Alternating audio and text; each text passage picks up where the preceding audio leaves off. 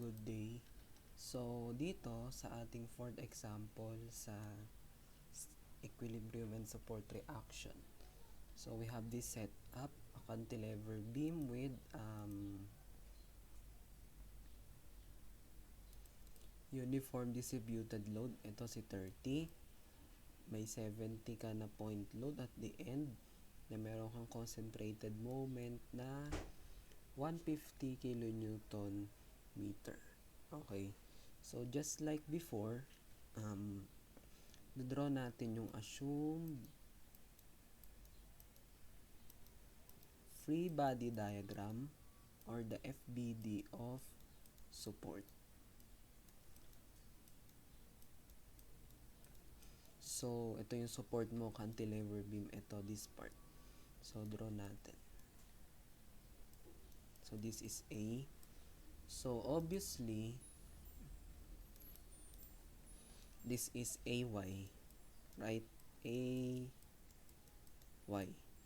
Then, we have AX. Then, ang kulang, so since tatlo ang reaction dapat sa cantilever beam, so the MA should be on this part pag ganito.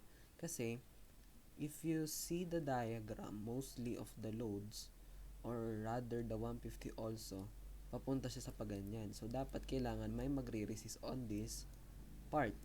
So, ganito dapat ang ating MA.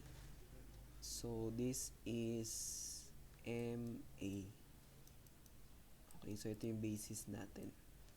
Okay, so ang una kong ginagawa is I make this triangular load into point load. Okay, so kung ito ay 30 hanggang dito yan 30, pababa siya, varying siya. So triangular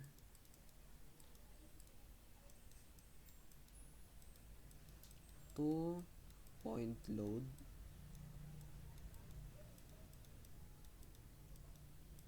Okay, so ginagawa ko dyan is 1/2 base times height, which is the standard.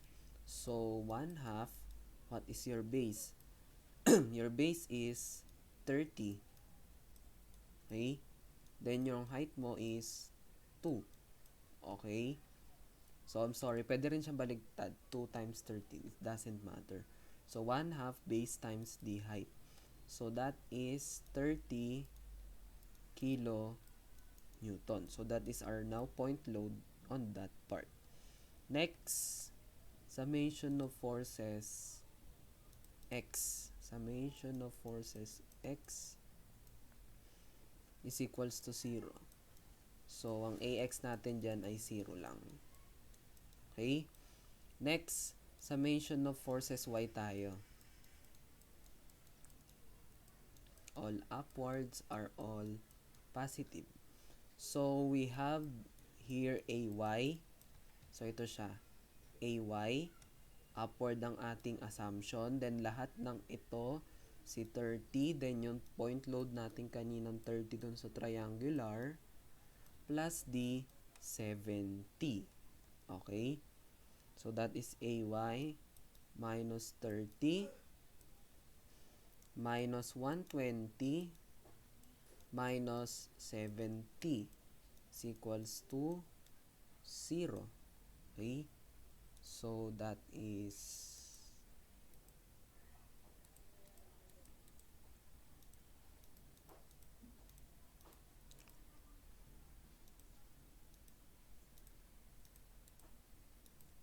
220 kilonewton. So, that is our AY. Tama ang ating assumption, positive, that is upward. So, this is our first answer. Okay? So, si 30, ito yung point load.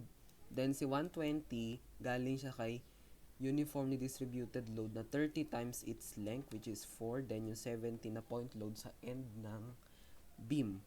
Next, we have summation of moment at A. Kay A tayo magmo-moment is equals to 0, which is clockwise positive. Okay? So, that is um, ang assumption natin clockwise positive. Pero ang inassume natin kay MA, excuse me, para mag-resist siya is pa-counter clockwise. So, si MA natin ay negative. MA plus 30 times the 4, which is the length of that UDL. Then, kalahati nun, since kay A ka nag-moment, plus 30 times 4 plus 0.67 plus 70 times 6 minus 150 is equals to 0. So, explain natin. Si MA mo ay negative. Ito. So, negative siya. Negative MA. Then, 30 times 4 times kalahati ng length ng UDL mo, which is 2. Then, si 30, then since itong triangular load na to, ito yung highest summit niya or highest peak. Therefore, itong si 30, it's located about 1/3 from the highest peak. So, 1/3 of 2 is 0.67. But since kay A ka nag-moment, ang magiging length ni 30 mo is 30 times 4 plus the 1/3. Okay, which is 0.67. Next, 70 times 6. Obviously, that is 70 times 4 plus 2. That is 6. Then, si 150 mo ay pa-counterclockwise. Ang assumption natin ay clockwise positive. Therefore, negative siya. Okay? So, solve natin.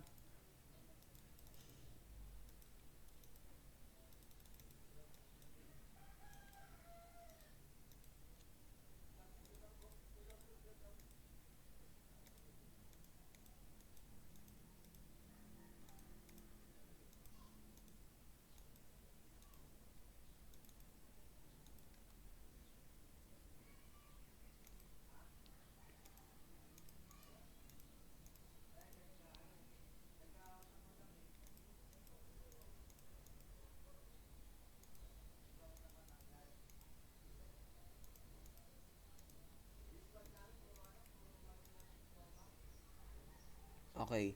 So, that is 650. Round off na lang natin. Therefore, ang MA natin ay 650 kilonewton meter.